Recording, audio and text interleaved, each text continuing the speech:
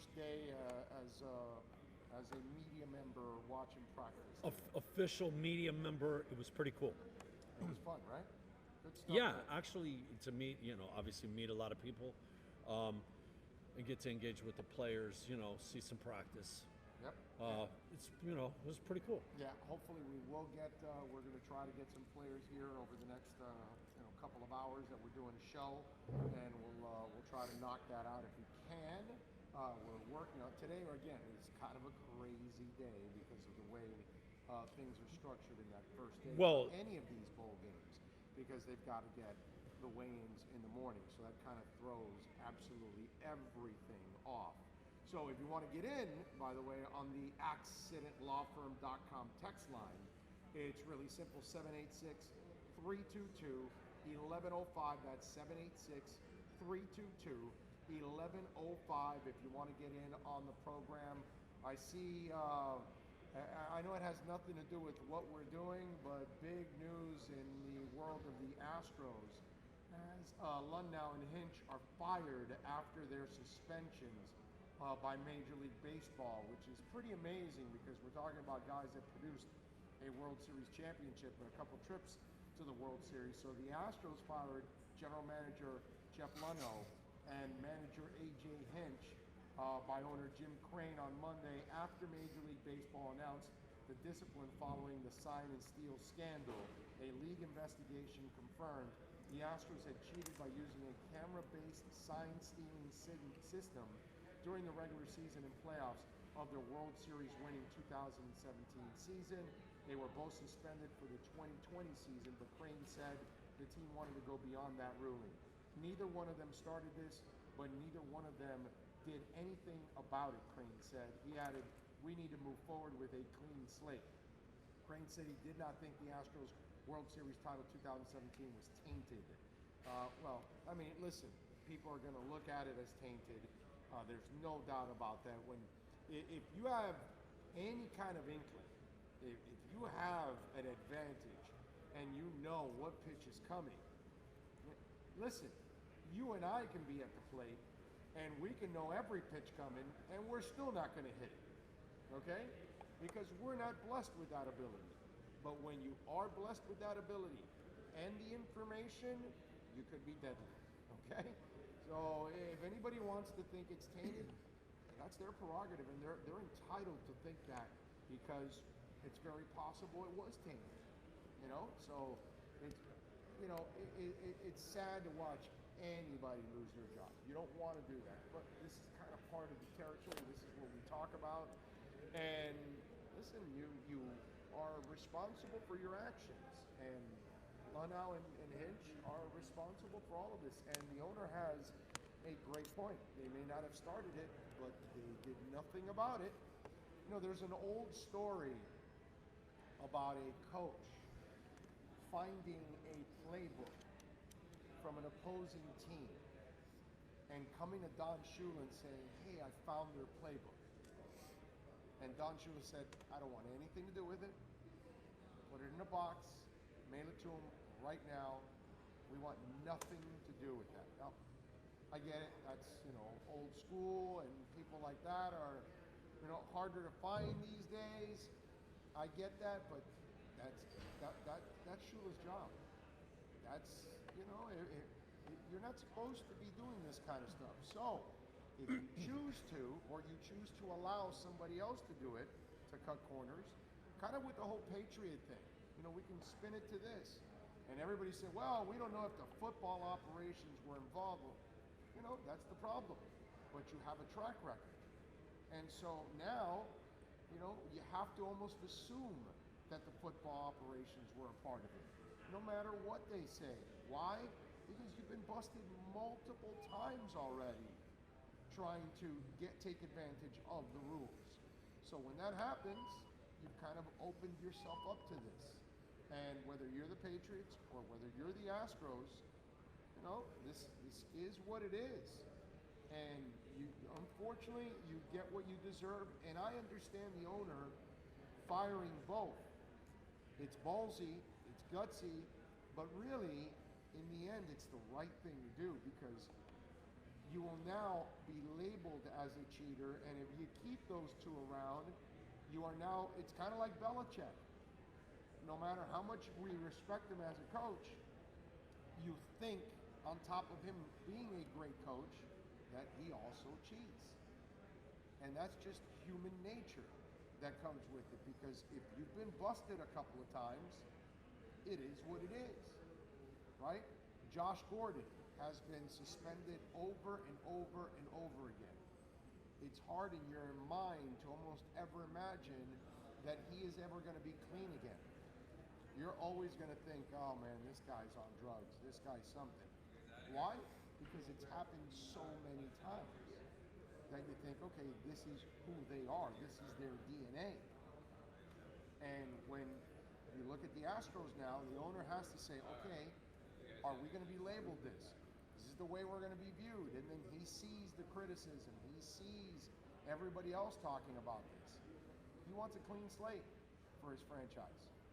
I can't blame the owner for making this move whatsoever. It makes all the sense in the world to get rid of those two men after they did nothing about the cheating. Even if they didn't come up with the contraption. You're going to tell me that now you think those two guys did not know about this? At least one of them knew? Come on. It wasn't like it was some kind of elaborate thing. I mean, they were banging bats on the garbage cans, and how many times they would hit the garbage can would signal what's coming. And you're gonna, and you as a manager are gonna hear that garbage can every day. You're gonna And not no. You're gonna know what's up, dude. They're Come just on. trying to rattle the flies in the garbage can. Yeah, I mean, that's why I have no problem with it. It's a major. You know, major story. you know who's one. You got to realize, he was part of the Astros during this time, and he was the manager of the Red Sox, who were also found guilty of this during the World Series. Alex Cora, RX Kane. Well, you know, it's going to be interesting to see. Well, as part of the penalty, the Astros will also lose first and second round draft picks in 2020 and 2021. Remember, they're really good at drafting. Yep. Okay? The organization was fined a record $5 million, MLB said in a statement. Nah. And that if Luno or Hinch engage in any future material violations of MLB rules, they will be placed on the league's permanently ineligible list. Crane gave no timetable for naming replacements for Luno or Hinch. Red Sox manager Alex Cora, who was implicated in the schemes, was not disciplined, but is expected to receive a similar harsh penalty upon the completion of an investigation into illicit use of a video replay room by the 2018 Red Sox. Cora was the Astros bench coach during the 17 season, while the scheme to steal signs and relay them to batters by banging on a garbage can was player-driven. MLB Commissioner Rob Manfred wrote in a 9-page summary of the investigation, no players were disciplined, including New York Mets manager Carlos Beltran, who played for the 17 Astros and was implicated by Manfred as one of the players involved in the decoding signs. Now see, here's where I have a problem with this. You're part of it, dude. You should be suspended. Why shouldn't the players, I get it that you have to treat the authority one way because they are the authoritative figures. They have the ability to squash it, okay? Exactly. So I have no problem going after them. But I do have if you have proof that certain players were involved, then you need to also go heavily after these players and send a message to everybody else. Yes. Because it kind of reverts back to the whole, I'll give you an example, Adam Gase thing.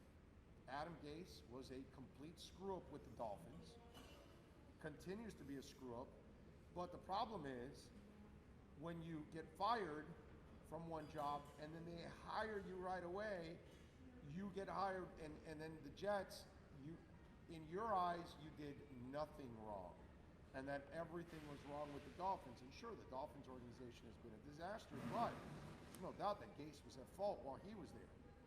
And so there you go. So now you feel like you didn't do anything wrong, and that's kind of what the players are going to feel like. They're going to feel like they did nothing. They didn't do anything. Like they're above the law. They're Nico Toscano. Okay, they're above the law. That's what they feel like without the ponytail. Talk about opposite ends of the spectrum. You got Shula, who gets a playbook, sends it back, and Belichick probably trying to acquire every one of them in the NFL. Well, I mean, there's a story that the Patriots send like runners to the visiting hotel to search for playbooks or anything that was left over by players. Well, there it is. So, I mean, Yeah, total opposite ends of the spectrum. We're giving it back. We're trying to acquire them. right. So that's all you need to know there. But again, we'll find out what happens with all of this. I commend baseball for coming down hard on cheaters. That's what you should do, by the way. You should come down hard on the cheaters. And I'm glad that they were able to do that. Have you heard about what they're proposing as a way of getting away from the sign stealing and all this nonsense? Light generated things, that opticals that only like the catcher, pitcher would see, and the players, and sensors and stuff like that. And and you know, they'll find a way to decipher that and decode it and be able to find whatever you're sending to each other. so this is a mousetrap thing. You build a better mousetrap, and they figure it out. Drug testing. Drug testing, exactly. They're always building, trying to figure a way around to circumvent. The cheater's the cheater, bro. They're gonna try Yes. to get the cheater tries to get an advantage in everything that they do. You And know? as soon as you get caught, you just figure out a new tactic. Yep, no doubt. So we were out here. We're out here at the East-West Shrine game. A couple things that I got to tell you something. A guy that I do like is John Runyon in the first day. Now, I don't go too crazy about the first day because remember, a lot of these guys have never played with each other, so they've got to kind of get the timing down and all that stuff. And you're kind of learning what the coaches are teaching you and those kind of things.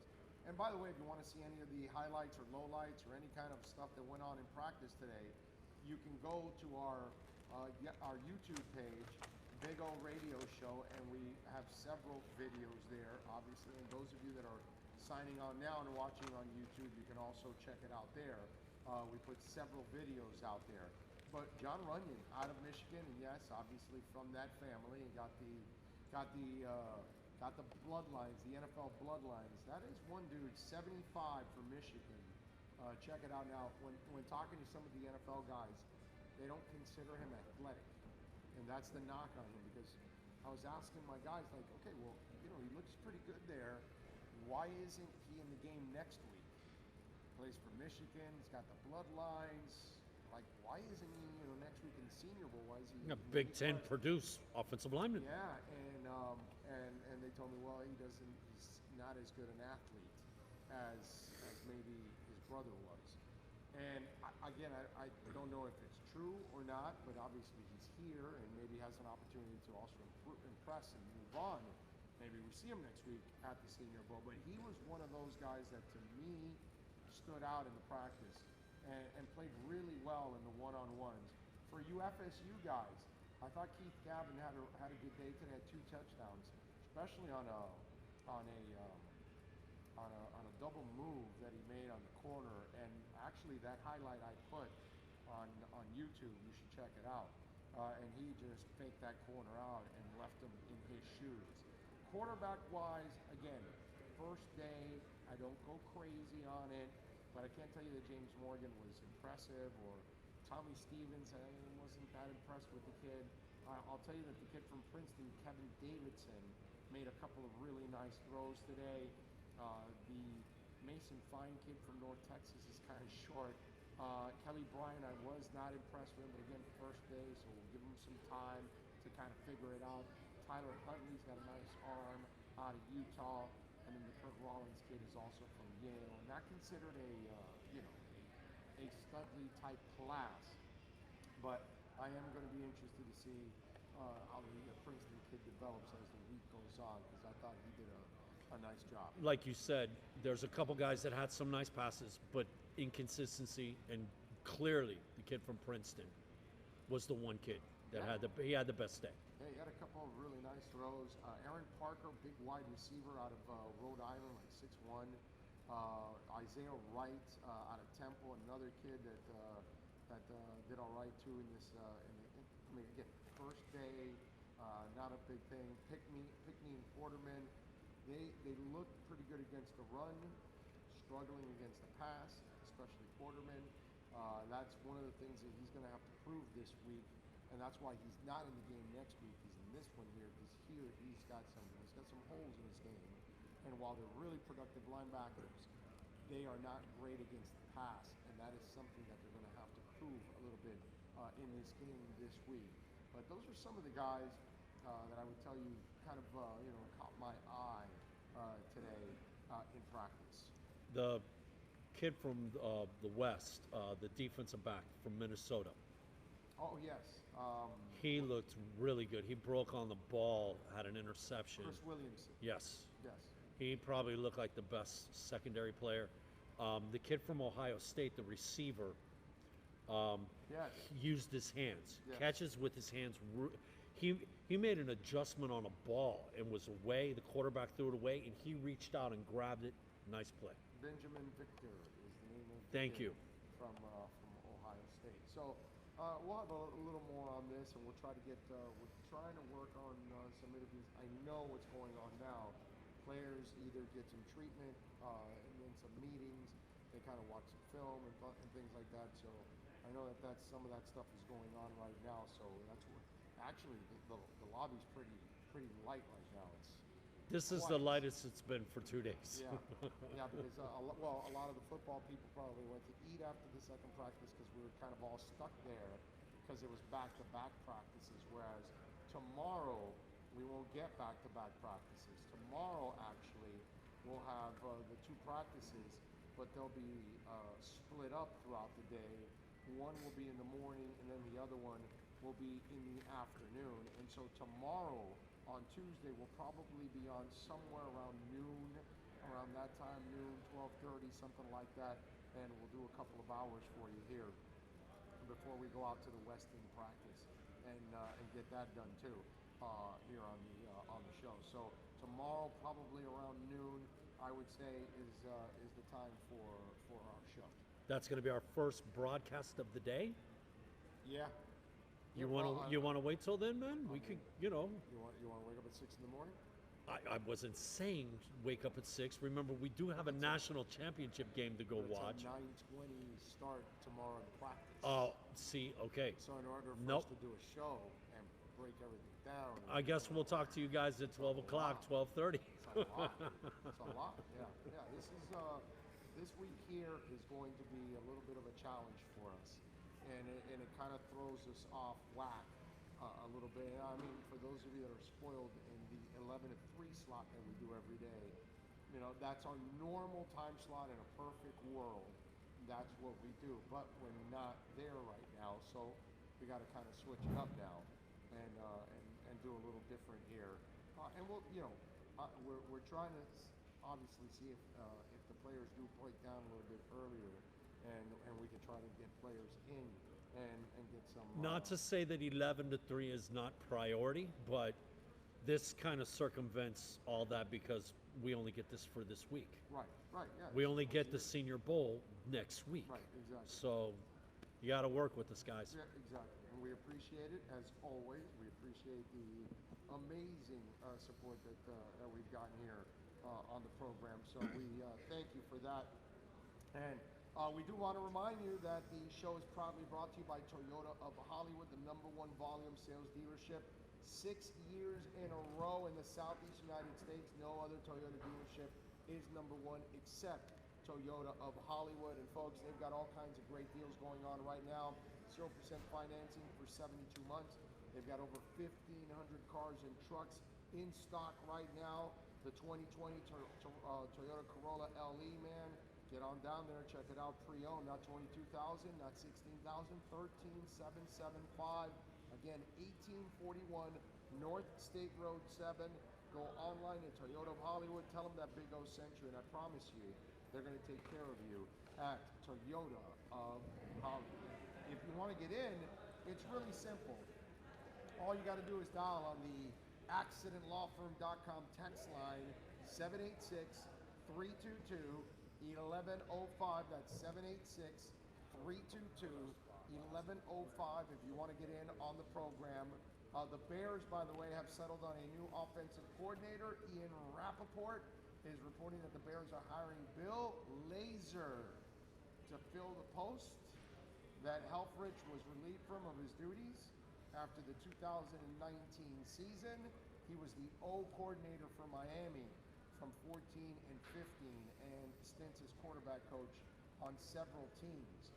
Lazor called the plays for the Bengals, but head coach Matt Nagy has handled the offensive play calling in Chicago, and there's no sign that he'll be giving that up. So I would imagine Lazor's kind of like he's going to help design the offense. That's probably where it's going to end. I don't think he's going to end up actually doing anything else because obviously Nagy is going to be, and remember, you've got a quarterback that your career is on the line with him, pretty much. So I would imagine that Nagy wants to kind of control that instead of giving it to Lazor and give him that responsibility. And the Browns officially announced the hire of Kevin Stefanski, which we'll see if he is the right selection. I can see now that the NFL folks are starting to filter in after practice got done. We left right during the special teams portions, so we were able to beat the folks down. Ever so not involved with kickers and punters. Yes. Yeah, I'm with you there. What do we got here on the chat board? Play Action 7 says, why is Big O's mic low? I don't know. Is it low? Let's see. Content only, only homeboy doing this. I'm here, Big O. Let's see you Friday for a handshake YouTube bill. All right, Drew Bow. So you're going to meet us where? Hialeah Park? Where are you going to be at? Going to go to Craig's Inn Acura? Which one is it? It's going to meet us Friday. By the way, our trip to Vegas for the draft has been altered. In what capacity there, sir? Well, you know that we're supposed to go to Vegas on the 20th, on that Monday, correct? Yes, sir. Well, we're now going out west on the 18th in the morning. Okay? NorCal, you listening? Are you watching? You know what we're going to do, right? Where are we going? Well, we're going to go watch it. We're going to see 2 concerts in Oakland. Wow, oh, see, now you're enlightening me on new stuff because I have LA. no idea. Wait, LA was in play. No, LA now is we're out. doing Oakland. Yeah, now, well, when I tell Why you... don't we just do the whole California thing, No, the couple days, no. and then Well, slide over to Vegas? We're really in San Fran. We'll just go to the concert in Oakland. Okay. Pearl Jam announced their tour. What? They are closing Yes. their final 2 dates are in Oakland. The 17th and the 18th. No, the 18th and the 19th. And then we fly Yes. out and we fly to Vegas after that. It's an $80 flight. I love this. I so love this. So we get to see Pearl Jam twice. And you know that they don't play the same concert, so you're going to see like 50 different songs in Yep. 2 days. That's. You've never seen Pearl Jam, right? No, I have not. There you go. And do you know that they were the last thing to happen at the old Fort Lauderdale Yankee Stadium? Really? They were, I want to say, the last thing at the old Yankee Stadium. That's when they told Ticketmaster and Celador, and no, Right, you right. guys are out, Yeah, we're blah, doing our own. and that was Yankee Stadium. Yeah, it's a big deal. I don't even remember that. And the thing about it is, ever since they, By the way, they say the audio is low. the audio is low. Yeah.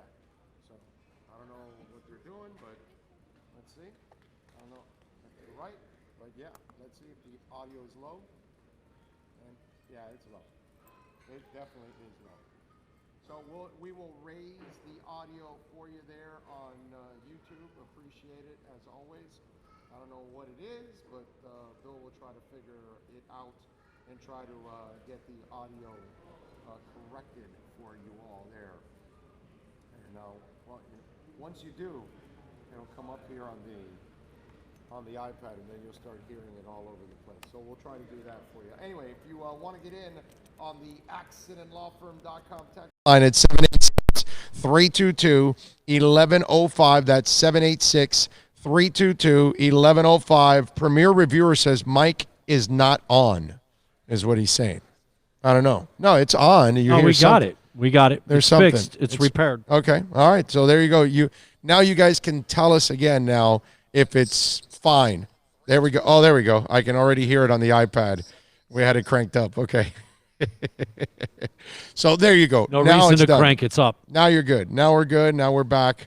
And there you go. Sorry about that, guys. We Yeah. were scrambling when we got over here. We really didn't even test the sound. We just got up as quickly as we So could. you slacked, in other words. No, so there you we go. got on as fast Screwed as it up. Yeah. Screwed it up. Screwed it up. It's a timing thing. Total screw up right there by Bill. That's all. Let's just blame it on him. It's better that way. It's fun that way. Thanks a lot. I appreciate Fun that. that way. It's What are we wonderful. eating? You want to eat some Mexican after this, or the little Italian place? I'm all over flip a coin, man. I could go either way. Either that, or we go to a place that has a TV too. Right? We got to eat where there's because if we go to a restaurant because once Wait a we're minute. done here, This game is not going off until 9 something, correct? It's no, it's isn't it prime. an 8 start? No, it's got to be a prime timer. Well, probably isn't prime time 8 o'clock. Yeah, Oh, you're talking but about they like try to all the incorporate the fluff? West. They try to incorporate the West Coast and get a 9 o'clock start on this. Okay, all right, I'm going to confirm it right now. Hold on. okay. Premier Reviewer says you guys are doing a great job. Thank you, sir. Appreciate it. Appreciate it. Go Gator says much better. Thank you. Appreciate that. Appreciate you guys looking out for us too. Sorry about you. No, you guys. I wish you would have chimed really in a little important. bit. Wish you would have chimed in a little bit earlier. Yeah, no, I think they did. I just probably didn't check the chat board right away. Understandable, man. Right away. We're in a little bit of a scramble. You know, Right. Yeah. Well, we just ran out of practice. You were to- pulling your best to come Mario here. Andretti in a freaking Yukon on the way over here. Yep. Yep.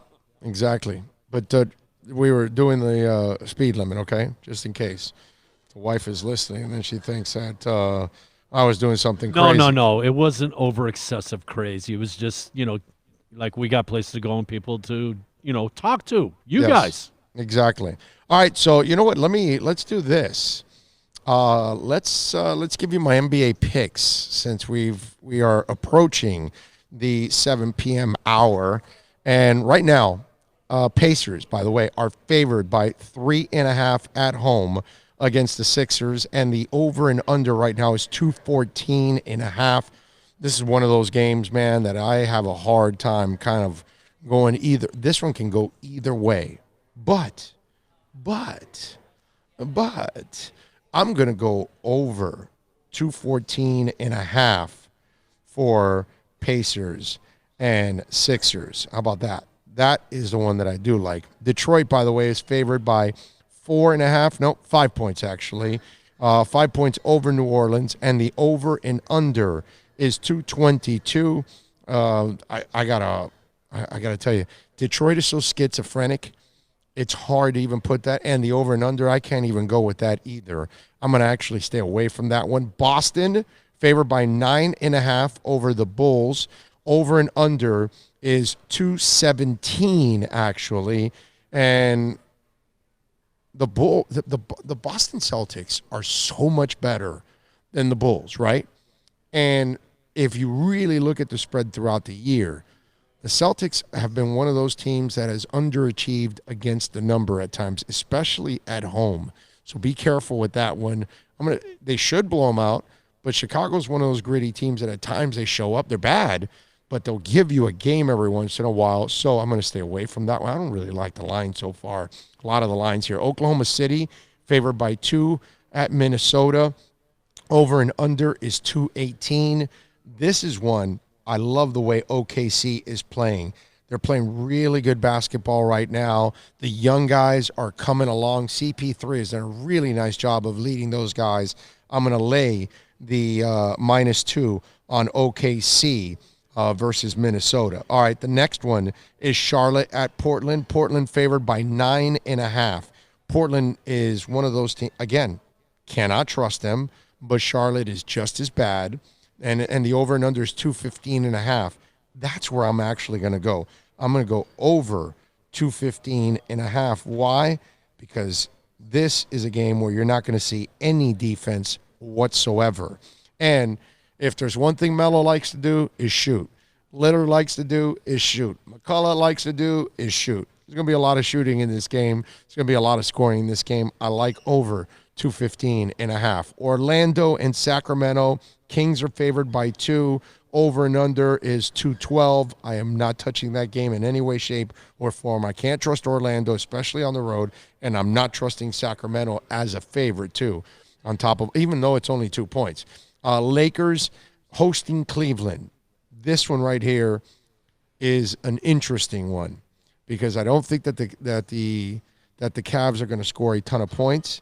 So I like the under here at 221.5. Okay, 221.5, Lakers and Cavs. There you go. All right, so I'm going over 214, Pacers, Sixers. I'm going OKC -2 against Minnesota.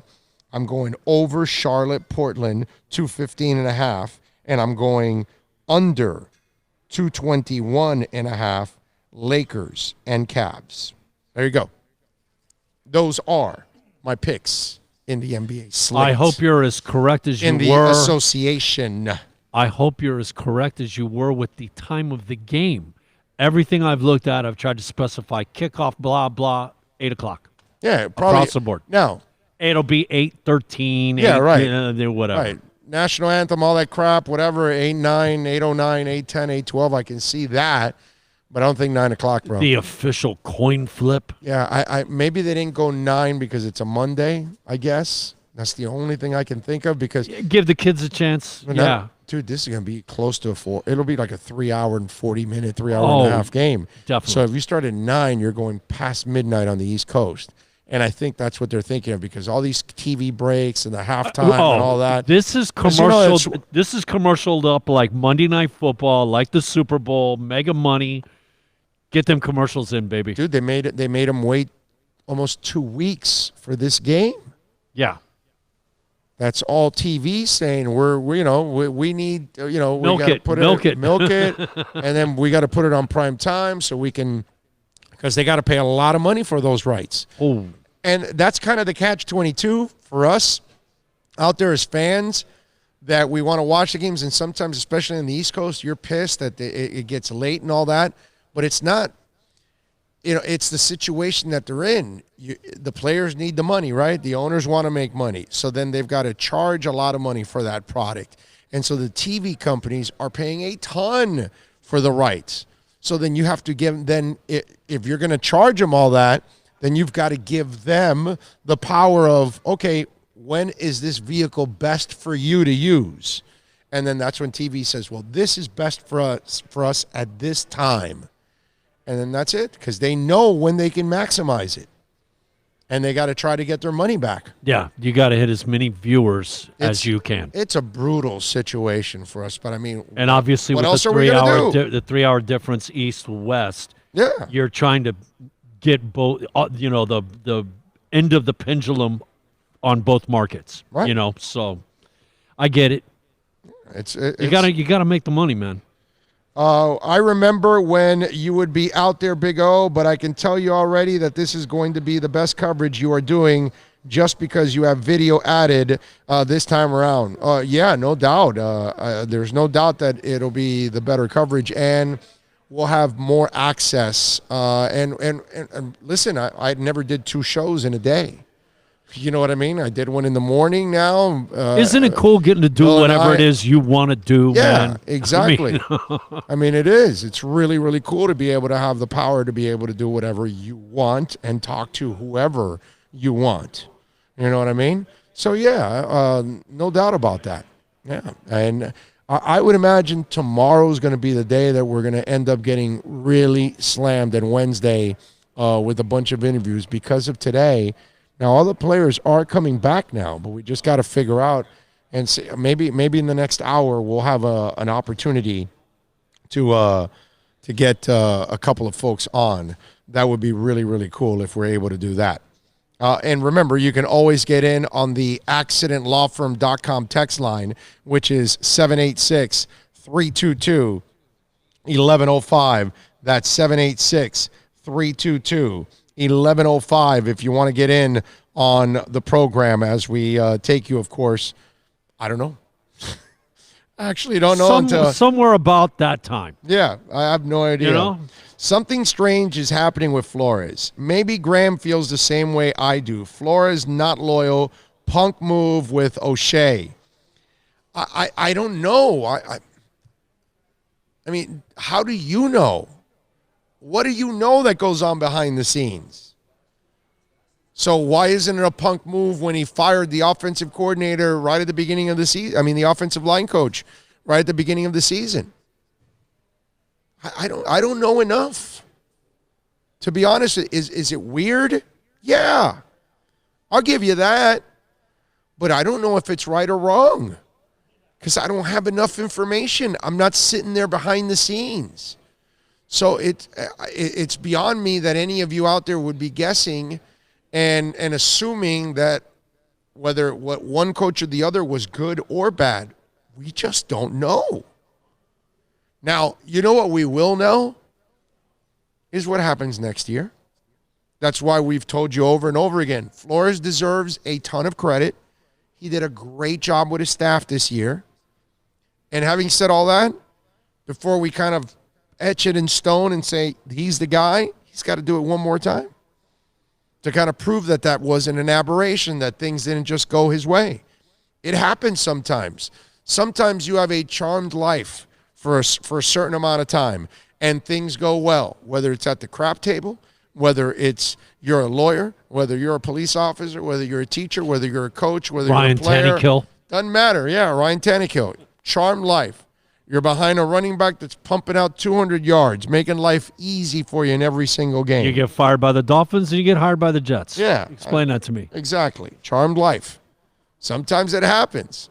You know, you get the charmed life and it kicks in. We'll find out. It's interesting that you would think that way, but I'm sure a lot of people think that way. You know? And it's fair. It's fair criticism. But next year, if they're better or if they're good and they do a good job, then we're all going to be sitting there going, well, maybe Flores knows what the hell he's talking about. Hey, look, a lot of us wanted them to stick with Rosen because we were short-sighted. We were just thinking about the development of the quarterback. We weren't thinking about developing the entire offense. Whereas Flores was thinking about developing the entire offense. And that if the kid is behind in Rosen and can't figure things out and can't read the defenses, then how in the world is Devontae Parker going to have the season he had and Mike Gesicki and so on and so forth? You know what's something? And so he had the foresight of doing what was best for the team, and we were short-sighted, at least I was, dead wrong on this. But no, you got to keep playing Rosen to find out if he's the guy. But they knew enough at that moment that it was going to be a detriment to the team. And that's really what it's all about. It's not just about developing one guy. It's about now you go into next year and Preston Williams has a lot more confidence going into next year. Devontae Parker, forget about it. I mean, you saw how he came back from the concussion, 2 touchdowns. So clearly, and physical plays left and right all over the place, he's playing with a lot of confidence. Mike Gesicki has now got confidence like he's never had before, and that's all because of Fitz.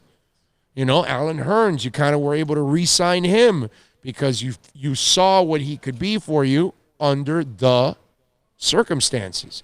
But if you put Rosen out there like I wanted, it was going to be a terrible move. It was going to be a dumb move on my part. And Flores, to his credit, he saw something I didn't. You know what? I don't know that you could just isolate that to the offense, because you think about the fact we went 5-4 to finish the year, and the way defense was dropping like flies, our whole secondary, the positive winning, being in games, bringing more to the table, it probably also helped on the defensive side of the ball. The fact that we were winning games, man. Yeah, okay? Of course. So it wasn't just isolated to the offensive side. Just being in the game having something to play for, it helped the defense, I'm sure, man. I'm with you. It transcended both sides. Let's see, what do we have here? How are you, Big O? Do you think the Dolphins have developed Rosen enough to where the importance of drafting a number one QB is less important than before? He has all the throws, only his brain needs rewiring. Tannehill made the same throws to Henry that threw out the knee, and career of tight end that we had that came from the Jets. The Missouri kid. I remember I'm forgetting his name now, and I'm remembering his school. He went to Missouri. I know who you're talking about. You're just a draftnik, just a little bit, right? He got drafted by the Jets. No, they have not. They have not, and you've got to. There's a reason why you set yourself up with 14 picks. You draft a quarterback at one point or another. Hey, listen, guys, I've told you that if they're crazy enough to draft Tua number 5 overall, then draft another one in the second or third rounds. I've said that. Even with Rosen, give me 3 young guys, because one of them isn't going to play, so you can put him on the IR and he's done for the year. You can develop the other 2. And maybe you have something out of those 2, Rosen or the kid you draft. But at this point, no. Dolphins there is no way they're in a comfort zone with Rosen at this point. They have to draft somebody else. That makes all the sense in the world for them. 786-322-1105. If you want to get in on the program, that's 786-322-1105. If you want to get in on the show, as we take you, of course, probably till, I don't know, maybe 8 o'clock or something along those lines. Hey, let's talk about VSS West Pines. And let me tell you, from cigarillos to hookahs to CBD, and I had my heart condition a few years back. One of the things that I take is something called turmeric, which is great for the heart and blood flow and all of that. They've got all kinds of great CBD products, top-of-the-line CBD products. One of the things that I am taking now that I got from VSS West Pines is a turmeric and ginger gummy bear, orange flavor. Delicious gummy bear. Plus, it's super healthy because of the CBD, because of the turmeric, all of that. And let me tell you, they've got so many different CBD products and all the different ways that you can ingest them. From smoking them to drinking them to you name it, okay? Ingesting it one way or the other, they've got them for you there. That's why I want you to get on down.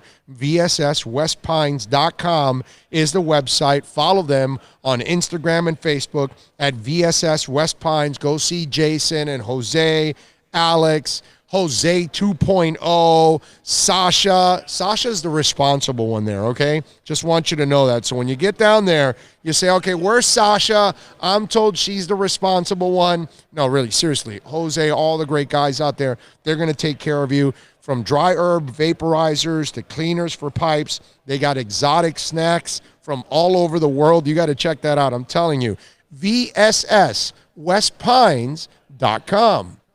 Plus tax, tech title. It includes $8.99 dealer fee on approved credit. Offers end 11/10/19. Over 1,500 Toyotas are on the ground, and truckloads of new 2020 Toyotas just keep on coming.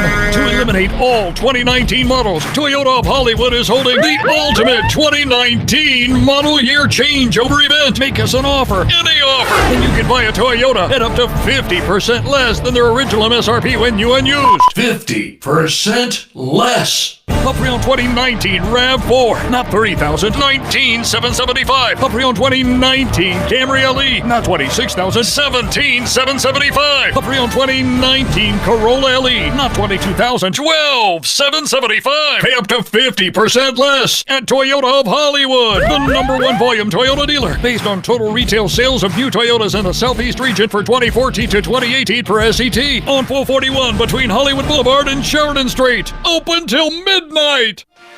Thinking about buying or refinancing a home? Act now. Home values are ticking up. Don't put off making a move any longer. Call Michael Kodsey now at Choice Mortgage Bank, 561-441-2730, while mortgage interest rates are still at historical lows. Call now to get pre-approved and buy your dream home. If you're currently paying over $800 a month for rent, call 561-441-2730 now before interest rates go up. Down payments as low as 3.5%. Veterans may qualify for no money down. If you own a home, but you're upside down, Michael Kodsey can help. If you're being denied by your bank or your loan process is taking too long, call 561-441-2730. Act now while fixed rates are still under 3.5%. Offices in Boca and Boynton Beach. Rates and terms subject to change daily without notice. Equal housing lender. NMLS 122081.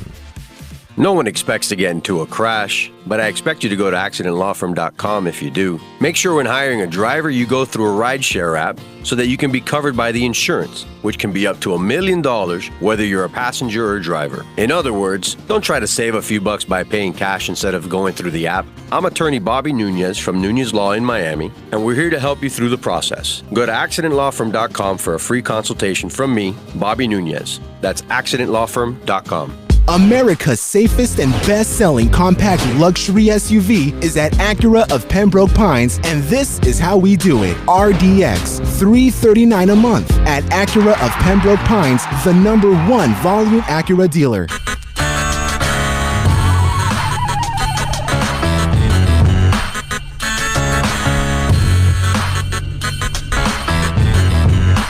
This is the Big O Show. This is the Big O Show. This is the Big O Show.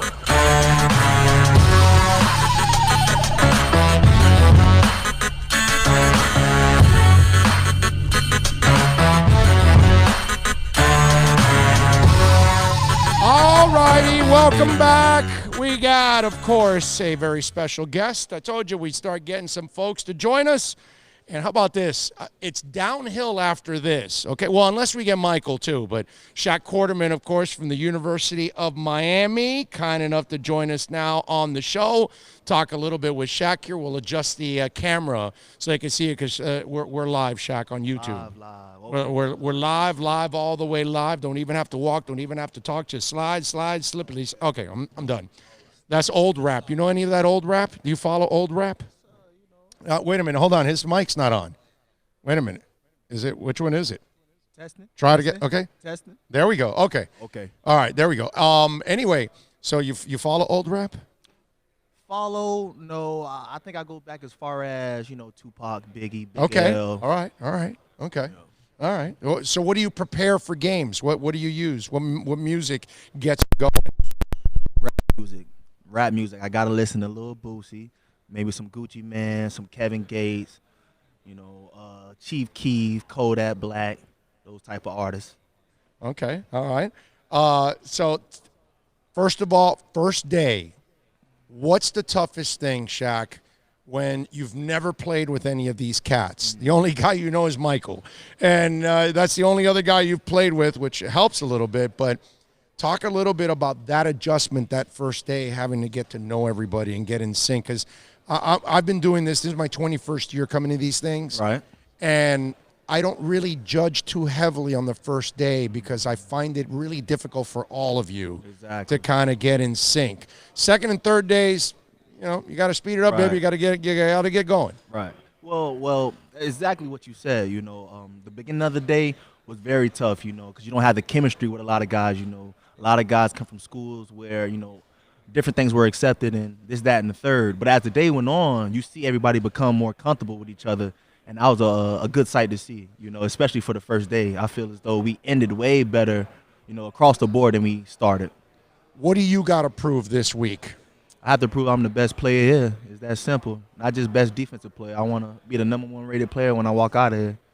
And what specifically do you have to show folks that maybe they're questioning right now? I have to show them that I could play all 3 downs, first, second, and third. That's what I came to prove. Right, and because when I talk to guys, they want to see you in coverage. Exactly. That's what you hear, right? That's the same thing, right? Exactly. So what have you been working on to help you get better in that area? Well, really my coverage prowess, you know, a lot of it is about knowledge, you know, passing concepts, knowing in certain coverages where the quarterback wants to go with the ball, you know. That's half of the battle. Then the second part of it is, you know, the physical aspect, you know, working on your breaks. You know, as a middle linebacker, you know, I can count a couple of times, you know, in my career where we actually spent like a lot of time working on, you know, getting in and out of breaks, and things of that nature, you know, playing through the hands, playing through the ball, things like that. Okay. Talk to me a little bit about this season, how tough it was for you guys to end the way it ended for you guys and some of those defeats. Well, it was very tough, you know, very, very tough because we have such high standards, you know, year in and year out. So, you know, falling short of where we wanted to go was very, you know, disappointing. But, you know, that's life, you know.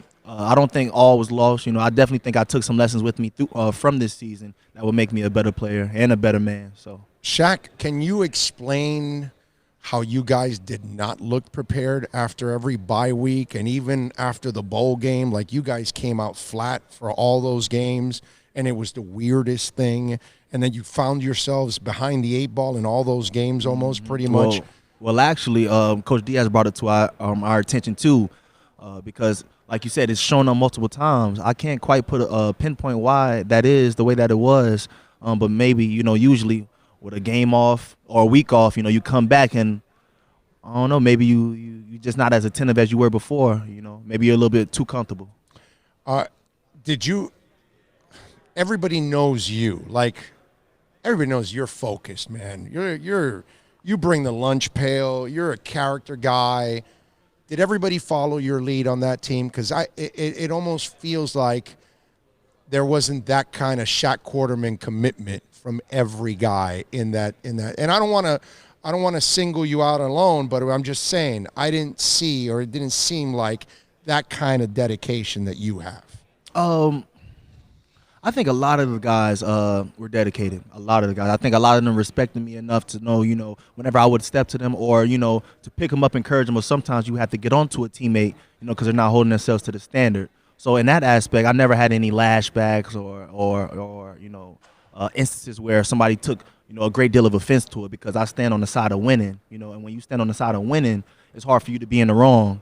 Because it's nothing personal. You know, if I mess up, Michael Pickney will grab me by my face mask and tell me. It's called accountability. So that's how I feel about it. Do you think you had enough of those kind of guys on this team? Because that's maybe I think so. I think the thing people don't understand is, because it's frustrating for us to watch you lose the FIU, to watch you struggle with, what was it, Central Michigan, I think it was. You lose to Duke. You lose to La Tech. No, La Tech. At least Virginia Tech is, you know, these other teams, you were better than them. Right. Like, you got better talent than those. Like, the four, you should have been a 10-win team. Let's put it that way. Right. Don't you think that's what you guys should have been? That's you should have been. what we were. Yes, sir. Right. Because if you guys have 10 wins, we're thinking, wow, you were 7 last year. You won those 4 games you were supposed to win, including the bowl game. Mm-hmm. We're feeling so good about Manny now. Now but it was another year of losing those close games and struggling. Yeah, I understand, but I also want you to understand it's just as frustrating on the other side. You know, being in those games, and I know the fans have been waiting patiently. You know, and it grows tiring.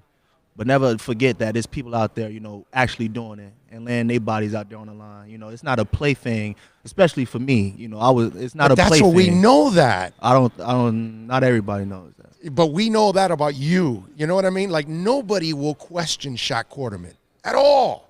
We could talk about, hey, you know, he might struggle in pass coverage. Right. But we're never going to question your character, your dedication, your effort, your leadership, all of those kind of things. And so now the twisted part, Shaq, is what do you tell fans now that they're going into next year going, I don't know if Manny's the guy? What do you After tell? year one, I would tell them they should probably slide then, to be honest. You know, I know, and it's like, it's tough love, you know. I don't have a answer to give the fans that would make them feel, you know, at home and just, you know, and forget about this season, you know, because I can't forget about the season. But you have to understand that, you know, we're going to keep moving. Do I think Miami will repeat and have another year, a 6-win. No, I do not. I do not think the season will be like this next year. I don't. Why? Tell me. One, because all of they're the guys, losing you, dude. Right? Who takes over for you? Who takes over for Michael Pickney? I'm not just talking about the next linebacker. Right. I'm talking about the next leader. Right.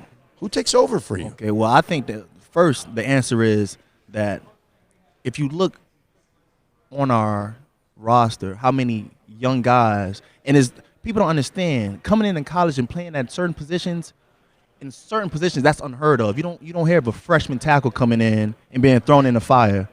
And then people don't understand why he was thrown in that fire. But they expect him, the teams that we played didn't care if he was a freshman. He understood that. But then when you look at the grand scheme of things and people want to know, well, why isn't Miami, in the same conversation as, the Clemsons, the Alabamas, or did you look at, what's been happening? My senior class is the smallest senior class we had in a while. For you to have a great team, I'm pretty sure every great team that made it to the playoffs this year had a senior class who were more than productive. Your seniors have to play great ball. We had 7 seniors, I believe, 8 seniors. That's tough. Half of my class didn't make it to my senior year. They didn't make it to my junior year. That's tough. So now you have to lean on guys who haven't been maybe groomed enough to understand the standard, to understand how we do things here. But you have to lean on them.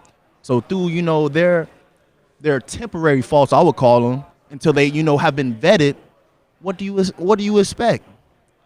They play hard, they fight, right. But they don't have the Shaq Quarterman, vet mentality yet, and you can't expect them to, Right. But Miami, it's a winning coach. They don't care. They want to win no matter what. And they've been waiting patiently, and I know it because I've been waiting patiently too. Oh yeah, no, we're all waiting patiently. Right. I mean, it's just one of those things, and then you're hoping for the program to take that next step, and we're not seeing it. We didn't see it under Randy. We didn't see it under Al Golden. We didn't see it. Mark Richter was that one year that looked like it was going to be that year that was going to start to catapult you. And then took the step back. And then Manny takes over. And we all thought Manny was – I thought Manny was the right guy. Right. And then this year is like, oh, man, this is one of the more depressing years in a long, long time. Not because I expected big things from you guys, but because I expected you guys to take care of the business that you're supposed to take care of. Right. And I can understand that. You know what I mean? I definitely understand that. Yeah. When you hear that they could be talking to Alonzo Highsmith to come in to kind of look over the program, is that something that you think is needed? Needed? I think he'd be a great asset. I love Alonzo. Even when I get to talk to him personally, it's fire and brimstone, but it's honesty, and you need people like that. There's not enough of people like that, in the world. So to have a guy like him who's done it, it's a different degree of respect when somebody's actually done it. He's been to the mountaintops. And if he tells me how to get there, Right, of see course. what I'm saying. But I think that would be a great move they could add him. I definitely think it would be it's going to be a difference already, but it would be, a quicker difference or a bigger difference. I do. So, Shaq, what's the next step for you after this? What do you do in order to get prepared for the draft? For the draft, depending on how I do here, I hear that they're inviting people to the Reese's Bowl. I'll be there next week. Right. And then it's back to training. It's back to, doing what I need to do to show everybody that I'm fast, So that's the only question mark on me, I feel. Fast and pass coverage. So prove and get a pass for the Reese's Senior Bowl next week. That's what you want to do sir. now, right? I want to be with the best and the best right here, right now. So I plan to be one of the best here so I can go play with the rest of the high talent. So what'd you think when you walked onto the field and you see all the NFL people looking at you? Like, you're used to thousands of people, but now these are the most critical eyes that are out there. It's not just a media guy or a fan or whatever. Right. That's no big deal. But when you see all the critical eyes, what goes through your mind? Do you think about any of that stuff? At first, it's the first time going through it. Definitely it's a different experience, seeing all these guys who, every time you look to the left, you don't have to say a word. They write something on their notepad. That's different. But as it goes on, I'm here for a reason. That's what you have to understand. Well, that's what I have to tell, I'm here for a reason. If I didn't deserve to be here, I wouldn't be here. And, you know, these people are here for a reason as well, so I must be doing something right. So I need to continue to do whatever got me here, you know. Make it simplified, you know. You can't be fooled by because that's the whole reason, you know, they do it like this. You know, they want to put you in a different environment. They want to, you know, see how you react to things. And I'm too cool, calm, and collective to let it get me right now. Well, hey, just get prepared, man, because in the combine, they'll say, hey, so Shaq, you know, the last time you wore women's clothes, how did it go for you? Right. And then you're like, what? Hey, Shaq, the last time you did heroin, what happened to you? Right. I hear all those type of crazy questions. Yeah, because they want part of the process. Because they want to throw you off. They want to mess with you a little bit. They know you don't do heroin, but you want to see if you just go off on them or something like that. Right. So they've already warned you about that. Oh yes, sir. Yes, sir. What's the craziest one they've warned you about? Well, it's really just drugs and talking about, you know, people's moms and mothers, right, and fathers. I mean, I understand the process, but jeez. Yeah, no, that one. I don't know if I want to go to that extreme. That's they do. Yearly. So yeah. It's definitely one of those. Shaq, man, I appreciate you joining us. I know you got to go to another interview now and talk to another team, and I appreciate you handling the tough questions because I know it wasn't an easy season for you.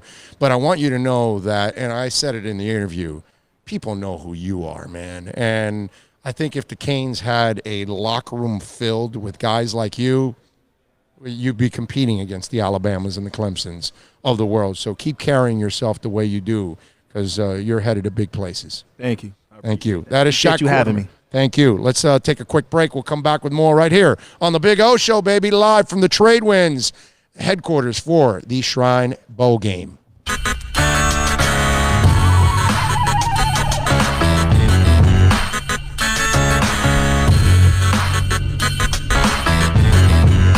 This is the Big O Show. This is the Big O Show. This is the Big O Show.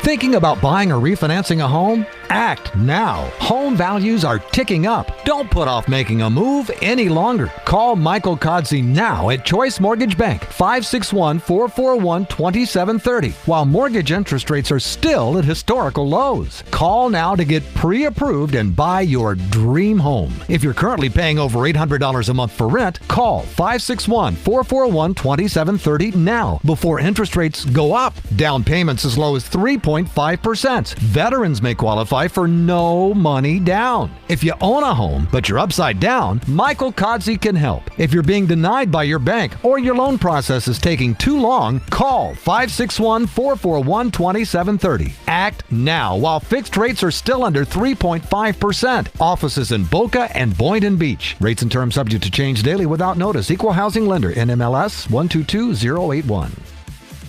No one expects to get into a crash, but I expect you to go to accidentlawfirm.com if you do. Make sure when hiring a driver, you go through a rideshare app so that you can be covered by the insurance, which can be up to $1 million whether you're a passenger or a driver. In other words, don't try to save a few bucks by paying cash instead of going through the app. I'm attorney Bobby Nunez from Nunez Law in Miami, and we're here to help you through the process. Go to accidentlawfirm.com for a free consultation from me, Bobby Nunez. That's accidentlawfirm.com.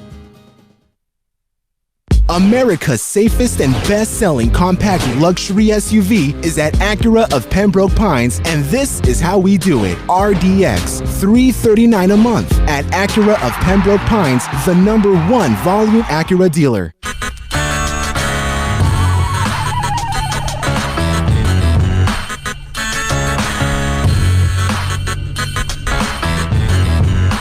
This is the Big O Show.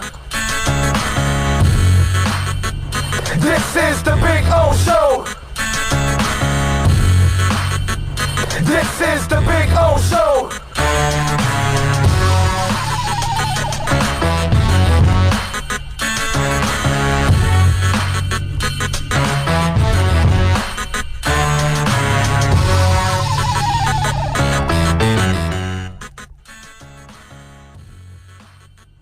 I don't hear my. There we go. All right, welcome back, baby. Coming to you live from the beautiful Trade Winds Hotel here in St. Pete and site of the East-West Shrine game. I got a friend of mine now joining me who's an agent in the business, Adiza Bakari.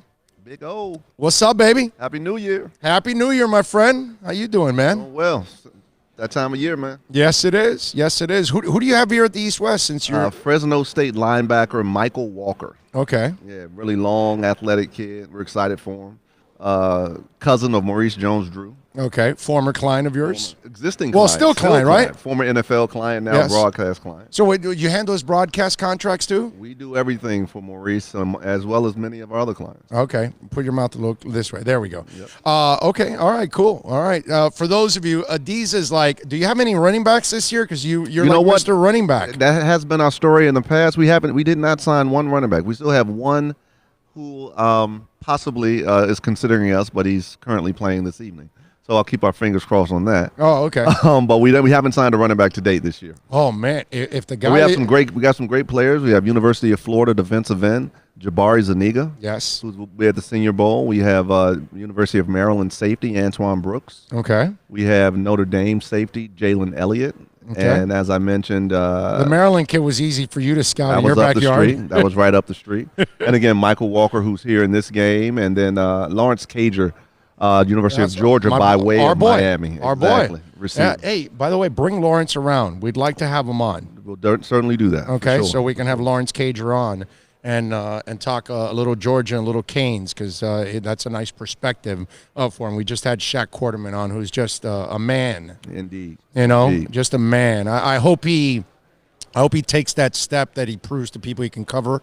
Absolutely. Because he knows that's his knock right there. That's This is the week to do it. Yeah. Well, he wants to win an invitation to next week. Because then you know how it is. Those kind of players, Absolutely. they explode, man. That is true. So tell us a little bit about the guys that you have coming in. Talk to me a little bit about. We're excited. You know, we always get the same caliber of person and player every year. Guys who are hardworking, who understand that the NFL is not an entitlement, but truly a blessing. The guys who understand that the NFL will forge them an opportunity to truly transform their families for generations. Certainly players who love the sport, but are not necessarily defined by the sport. And so this year, what you're telling me is you're going after Antonio Brown. This year's class is no different from that description. So we're excited about them. Good football players, better people. So who you picking tonight? I'm gonna go Clemson. I think the quarterback at Clemson is more proven. That's not to knock the Heisman Trophy winner, but I'm always a little skeptical of the not that he is this, but the one-year wonder. Yeah. And so that gives me some pause. But so I'm just feeling Clemson's been there, done that, and I think their experience at this level. How many will carry one-year? over. You're an agent, so how many one-year wonders have become outside of Jason Pierre-Paul? Okay, that's a good one. Yeah, okay. That's a good one, though. I've followed the draft once or twice in my lifetime. There you go. How many one-year wonders are there that then go on to have really productive careers? And again, this is not to disparage any player. I celebrate, obviously, LSU's quarterback has had a phenomenal college career, certainly an exceptional season, winning the best. He's the most talented, most productive offensive or college player in the 2019 season, so that's not a knock. But we have a saying in our firm that typically what you are on Saturday is what you're likely to be on Sunday. Oh, yeah. So you find a player who has a consistent history of high-level college play, all things being equal, injury aside, he should go on to transition to do the very same thing on Sunday. For players who don't have that complete body of work, I think what it means for NFL teams and scouts is that you just have to do a little bit more diligence to truly find out if that one exceptional year is truly emblematic of what they're likely to be. And so it just forces you to, drill down more on that prospect to see truly what he is. Is he a product of a system? Can the other years be truly explained away? Or was this an aberration? And I think, time will tell. To your question, not many. Yeah, no, I know. Not I know. many. I know. And so, And by the way, it's not a you or me thing. NFL people are scared as hell of the one-year wonders. as they should be. You know, and sometimes, hey, they drink the Kool-Aid and then they take them. And look, hey, it paid off when you take Jason Pierre-Paul. It paid off in a big-time way. So, yeah. You know, so, yeah. I'm with you. You wanna say- Yeah, that's Michael walking by now. He'll be on sometimes as this week as well. Yes, sir. But don't get me wrong. I'm rooting for LSU, the quarterback. I hope he goes on. By the way, he's not the most talented. The other guy is more talented. You don't Take think that to so? word. Trevor Lawrence? You wouldn't talent. Neither of the play. Look, I don't represent either player, obviously. They're both still playing college football. Joe Burrow's not running for 70 yards like Lawrence. I will say this again. Both of them are very talented guys. Yes. Clemson's quarterback, better from my athlete. naked eye, appears to be the more accomplished athlete. Yeah. Appears to be more complete quarterback in terms of all the things you want your quarterback to do, particularly at the next level. That being said, again, if LSU can build off of this year and what's to come is similar to what he was able to put on the field this year, he's going to have a pretty bright future. Oh, hell yeah. There's no doubt about that. I think Trevor is just You're not going to get much argument from a lot of people about Yeah, that dude. I mean, hey, listen, he gets crushed by Wade and what was the DN that hit him? I forgot, but he's on the ground. Dude jogs off the field and then runs on your ass for 70 yards. That's and right. it just takes over the game after that. Yeah. No, he's a special player for sure. That's a badass dude. And trust me, there aren't a lot of dudes that get lit up every like agent that. in the agent universe will be chomping at the bit to get in front of that kid and his family next Oh, year yeah. for sure. Yeah, there's no doubt. So Etienne is the guy, huh? Again, we have not signed a running back as of yet, but our fingers are crossed. No, all I know is I want him as a Dolphin. That's what I want. Hey, listen, you know what? I Those love Miami that kid. Dolphins, you have to tip your hat to that staff. Those guys played outside of themselves for that staff this year. Oh, yeah. You didn't have a very talented team. No, but wait a minute. I thought the media was writing that everybody had quit on the team. Yeah, well, I don't know if How those stories full were of written. crap was that? That was completely far And from by the reality. way, they weren't tanking either. Not even close. They built through youth. I kept did trying indeed. to explain to people that the Dolphins are not tanking, morons. They're building through youth. Well, you were calling They didn't it a- want to sign old people. They want to sign young guys and then filter. You ever play fantasy football? Well, I in don't fantasy because football, obviously I play reality. I'm at the reality thing. there's What's up? something called streaming in Okay. fantasy football that, like, whatever your free agents are, Yep. whatever's available, you find the guy that has the best matchup and you use them that week. Sure. And to strengthen your team. And some Sure. people are able to win like that. Yep. The Dolphins streamed with everybody's practice squads. Wow. But it was genius Yeah. because you'll unearth a nugget here or there. Not a starter, but you'll probably unearth a good backup or a special teams guy or something. The Nick Needham kid grew up, man. He did. He looked did. terrible. I will say in this. the preseason, I said, this was my joke for Nick Needham. I said, with Nick, we don't need to see him anymore. That was my joke with him Right. because I was like, wow, this guy's and then he just kept growing and growing and growing.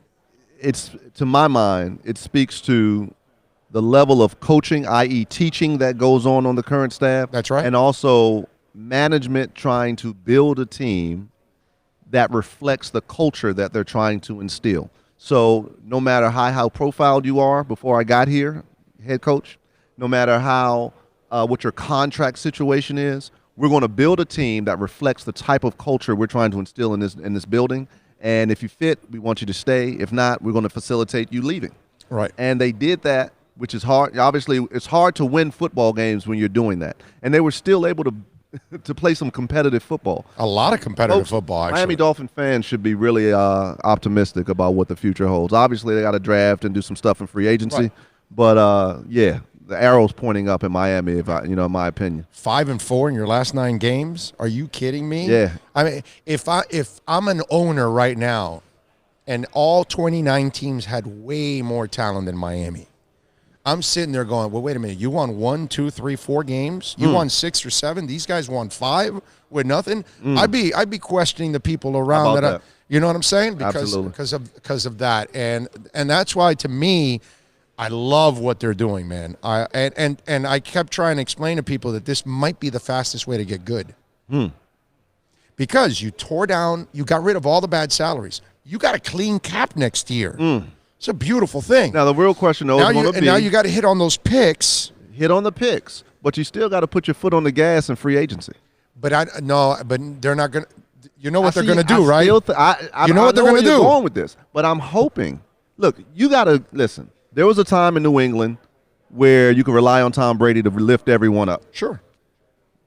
Not the case anymore in New England. No. To win in this league, you got to spend money. You got to get the talented players. Yes. But you have to get talented players who fit your culture that you're obviously trying to instill in a particular building. Amen. But to try to keep keep your coffers closed and kind of stack your chips, as it were, that'll get you an 8-8 season with just the draft. No. Now you have ability to draft early and often, and because you freed up the cap a lot with some of the moves you've made, you have an ability to go be aggressive in free agency. But I think what they're going to do, Adiza, this is my guess here, okay? Because you're talking like an agent. They need to spend money. And I got a couple free agents out there too. exactly. But this is what I think they're doing, okay? I think if there's a young free agent, a 25, 26, Absolutely. 27-year-old, they're going to kill people for that guy. Absolutely. You know why also? Here's what you're going to love, baby. And if you have a young free agent, because the Dolphins have all that cap space, they're not going to break down the salary, the signing bonus over years. And they can give some stuff up front, and that way they don't have it dragging. And this trumps yours. Your point is correct. But the larger point is they don't have a big quarterback roster salary on the books that they have to carry for. No. They're going to draft a quarterback. Watch them. Look, if I'm guessing. And by the way, that's why they traded Tunsil also. And that's exactly why. Because they knew that they weren't going to be ready to compete for 3 years. Right. So why the hell are we going to carry that big-ass salary for a couple of years? Oh, you want to give me all these picks? Let's go. That was genius on their part. I'm telling you, I love Laramie Tunsil, but you cannot turn down that trade. So you get aggressive. You may try to draft a quarterback if it fits in the first round. Do what Washington did a couple years ago, right? That's what I said. You go 1-4. That's what I said. Right, and you get your quarterback. I said Jimmy Johnson and Shanahan. Go those two ways because he took Steve Walsh for Trey Aikman. And so you do that, and then you absolutely right. You supplement in free agency with ascending players. Yes, not a 30-year-old. Not a 30-year-old guy. So Adiza, don't bring us your 30-year-old free agents here in Miami. We don't want your 30-year-old free agent. Kid who's going to be that bookend. Okay. But anyway, there we'll we go. About that Look at Bill's face lit up. We'll talk about that later. It was Chase Young, by the way, on the Malachi Crunch. Oh, it was? Okay, so Young and Wade were the ones that crushed him. And for that kid to get up like that. No, he's a soldier for sure. That kid can play. That tells me you got it, bro. That you're not afraid of anything out there. No argument from me on that. So let me ask you something. Let's get into a really hairy subject. Okay, here we go. Yes. Why does the league keep screwing minorities for coaching positions? Example. Dolphins have Jim Caldwell, and I love it. I'm glad. I hope he stays. But Jim Caldwell is one of the 16 best head coaches in the NFL. Not assistants, not 32. Yeah. He's a top 16 head coach. I don't know where you want to put him. Yeah. Why the hell isn't that man employed? Marvin Lewis. He wins. Wait a minute, but he wins. Yeah. And then you fire him and you hire a dude that's got a bird nest on his face and can't win.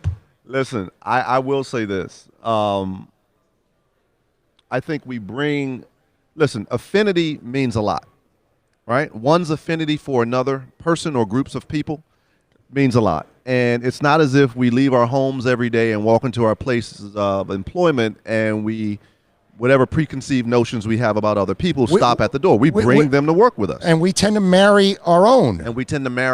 Yes. Right? And so I think that we see that happening a lot. I think the Rooney Rule, certainly the spirit of the Rooney Rule is well placed. I think with the NFL, and by that I mean Commissioner Goodell in New York, what they can do more of or be more assertive, aggressive, whatever the right adjective is ensuring that teams actually honor the Rooney Rule, right? Because sometimes you may in fact be helping a team not hurt themselves by making sure they interview candidates who are outside of their wheelhouse, and that's intellectually or just in terms of perception of what they perceive the right coach or GM should be. You could be saving a team from their own bad habits, as it were, if you simply force them to follow, put some teeth behind the Rooney Rule, right? And so, look, people are going to hire who they like. They're going to hire the people with whom they feel most comfortable, and that's just what it is. It's a it's mind-boggling. It's a head-scratcher why Marvin Lewis, who only takes Cincinnati, who was at the bottom of the league, just takes them to the playoffs every year, and why he's not the first guy sought after. And the Redskins made a great hire, and Rivera, he's a great coach. But it's a head-scratcher that Eric Bieniemy can't get a job. It's a head-scratcher that you said Jim Caldwell can't.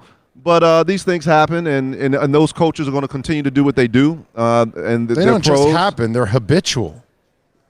There's certainly something systemic about it. Absolutely, I think the Rooney Rule wouldn't exist but for that reality. But look, clearly there's a whole hell of a lot of work that needs to be done still about that. And I think we start to see true change when we see the ownership ranks looking a little bit different. When we see and again, you're spoiled because you have an owner in the Dolphins who gets it.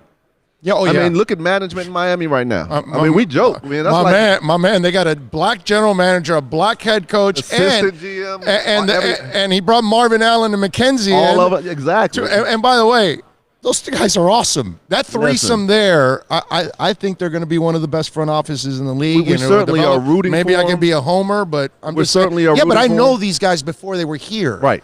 I know their reputations already. I already saw what Reggie did under. And that speaks volumes. It speaks volumes to Chris because, again, the whole I want to be the only chief in the room and I'm not bringing. No, I'm going to bring the best and brightest in the room to right this ship. You ever met Chris Greer? He's not an egomaniac, not at dude. all. Not at all. He's certainly expert at what he does. He knows his job very well, but he doesn't have to be the loudest voice in the room. And like any good leader, he listens more than he talks. At least that's been my experience with him. Yes. And I agree 100% that they're going to right this thing. Look. If Miami can right this thing, and they look to be already on that course of quickly turning the ship around, NFL's a copycat lead on every front. Right. And you'll see folks trying to follow that model as well. Yeah, but meanwhile, there's Mike Tomlin in charge for 10 years. And by the way, I was picking on him a little bit, which I got to apologize and backtrack now because I was picking on him going, man, that culture is not the same. They're not as feared and all that. But now I think about it, how he was able to hide Antonio Brown for all these years. That might be a little 26 with that guy. That might be a little 26 too. That might be some El Bell protected that ball like crazy. Yeah, but he hasn't been there for that whole thing, right? From the day one, was he? At the time where we started to see the ascension. Oh, from the money. Yeah, okay. That's when Le'Veon started to ascend as well. And but tremendous kudos to Mike for being able to manage those personalities. Give him a Nobel Peace Prize, dude. Tremendous kudos for Mike from a coaching standpoint for coaching the team the way he coached it this year. Which many would say was bereft for both injury reasons and other reasons. Quarterbacks. He had no quarterbacks. And he was still able to be a guy named Duck throwing the ball. Who was throwing ducks. He was throwing ducks. That's O's line. That's not a decent car, but it's a good line. But no, I mean, great organization in Pittsburgh as well. And those, I think I heard the ball quack in the air too. By the way, all right, go ahead. I'm sorry. No, I mean it just speaks volumes to Mike Tomlin and Kevin Colbert having a belief in a certain way of doing business, and trying to find players who are going to lean in and embrace that culture and want to win above everything else. And so it was unfortunate that they allowed the trio to break up. But all right, can you just give some advice to your client that when he brings two, women home, don't leave them alone in your house and go work out? What the hell's wrong with that man? I thought you were my friend, though. No comment on it. What the hell's wrong with him, man? Let's talk about his season, though. Let's talk about the first year in the Jets. I'll give you that conversation. Okay, well, no. I think the Jets are another team. They didn't use him right. That's all. Another team that has a lot of holes to fill, certainly holes along the offensive line, at the receiver position, and others. I didn't buy that offensive line from day one. Quarterback out kissing the wrong lips and gets mono or something like that and missed a couple 4 games early in the season. Did that quarterback go out with the girls that your guy went out with? I don't. Again, no comment on that. But I think when you kind of this pack it all up and just reassess the season, you got to give some kudos to Adam Gase for being able to coach that team down the stretch to win as many games down the stretch as they did. And I think the arrow's pointing up for them as well. So yeah, I'm excited about 2020 for the Jets as well, and Le'Veon. I don't know. In his second year. I don't know about. I think your boy's screwed because no, I'm serious. Appreciate the vote of confidence. You don't want to get into this conversation with me because Adam Gase has no respect for the running game. None. By the way, he brought your broken down client in instead of Ajayi. Your old guy? I never had Ajayi. No. You had the old guy that shouldn't have been playing. The poor guy. Who are we talking about? Who was hanging on for dear life. Matt? No, former Texan running back. Wasn't that your guy? Oh, Carlo? Who are we talking about? Now I'm brain farting.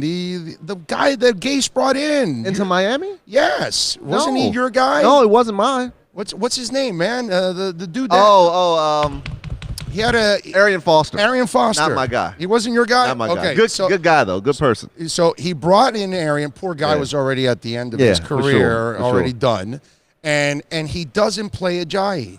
And then he waits for Damian Williams to blow his shoulder to then play Kenyon Drake, who then blows up for 5 games. And then what does he follow it up with? By bringing Frank Gore in the following year and not going back with Kenyon Drake. Your guy is screwed with that guy. I know you can't comment on it. You're not going to say anything. That's fine. But Adam Gase has mishandled the running game from the moment I have seen him in Miami and the 1 year in New York. I think Joe as the GM. I like him, by the way. As a talent evaluator, and the fact that he's upfront and he's frank and honest with the players and their agents. More than anything else, outside of simply an opportunity to prove their worth, players want to be dealt with frankly, brutally honest. Brutal honesty. Yes. Right? This is not, rocket science we're dealing with. And so a lot of times, GMs feel like they have to use kid gloves or have to kind of, talk in between the lines, as it were, when dealing with players. Players can read all this. They understand what the business is. They understand, first and foremost, that if I don't produce at a certain level, you're going to find somebody who you believe can produce. Although, you got to say, those millennials are wired a little different. They are. You got to hug them a little more often than the previous generation. They just need a couple more hugs. It's amazing what Instagram would do to one's psyche. But this millennial and this Generation Z, woo, doggy. Ultra sensitive for sure. Talk about, what's that called? Baggage, brother. Wow, yeah, trust me, man. I got a couple young 20-year-olds in the house, so I'm dealing with it all the time. Man. But no, I think, Adam, look, in fairness, I think he also coached a team that, played outside of themselves at times. They're in some need. They're in some need at a lot of positions. And I think Joe's going to go in the draft and go into free agency and be aggressive. And I think, again, you're going to find the AFC East one of the more competitive divisions in the NFL in 2020. Just with the ascension of Buffalo this past year. Miami's on the come, and I think Jets are on the come as well. Oh, you're going to have some stuff to talk about, man. That AFC East is going to be a juggernaut. And I'm going to tell you what may be. As long as the Patriots go to hell, that's fine with me, dude. And we may be witnessing, not necessarily to hell, but we're certainly witnessing, I would think, maybe the plateau. Yeah. Right? Oh, yeah. Of that whole era. No, we're on the valley now. We may be on the other side of that. We're on the valley. Let me ask you something. As an agent, this is my theory now with everything going on with Brady. Sure. Brady positioned himself where he's got his house for sale. His trainer's got his house for sale. Is that right? His contract is up for free agency. He's a free agent. That's it. And they can't tag him. Right. Okay. Everything is set that way. I think he did this because of what happened with Garoppolo and the owner and everything else and Belichick a couple years ago. He knows he has the owner in his corner. But if he was still under contract, Belichick could still do whatever he wants, and then he has to settle for it like he was settled for this year. And as we talked about earlier in this conversation, he no longer can carry. He needs help. I think this is his way of leverage of, well, Bob, I really want to come back with you and Bill, but I need this, and I need this, and I need this. And they're going to have to do these things in order to get him signed. and Kraft doesn't want to get rid of him, he made him get rid of Garoppolo already as it is.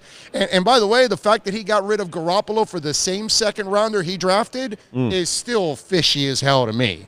That's almost like sticking it back to the owner like, oh, you want me to get rid of him? Oh, yeah, I'll get rid of him. There you go. And he didn't even try to get a first rounder, which I got a hard time believing that you couldn't get a first rounder for Garoppolo. So I'm just saying, I think Brady is never leaving, but I think he's using this, the way he's positioned, as leverage against Belichick to make sure he gets what he needs on this team to get back for 2020. Well, I'll say this. Am I way off? Am I just look, Oliver Stone? You know way more or am about. I Oliver Stoned? Which one is it? You're definitely Oliver Stone, just generally. No, that's not true. But you know way more about the particulars of what's going on with Tom Brady and his personal situation as it relates to this final year of his deal. I will say this: whatever leverage any player can muster to enhance their individual position or collective position with the team, they certainly should. I mean, Tom still, look, my eyes, it doesn't mean anything, my opinion, my eyes as it relates to Tom Brady don't mean squat, right? But he still has a lot of football left. Obviously, I represent James White, who's Tom Brady's best friend in that offense, and so I want to keep that duo going for another running back. Another running back. But I'll say this, if you put certain pieces back on that offense, right, maybe you find another do-it-all tight end like they've had. Maybe you get a legitimate, it's not to disparage anyone on the roster, but you find a true killer as a number one receiver in the draft or in free agency. Yeah, because Edelman's a 2 is what he is. A slot guy, 2 is what he is. He should not be a number 1. He's a tough dude. You go out there and do that. I think it's tough on Mercedes, too. Yeah, indeed.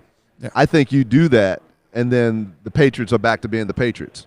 I think Tom's game, listen, when Peyton started to fall off, we could see loss in velocity on his throws. We could see some of the things that we were so accustomed to Peyton Manning doing. We started as fans of his.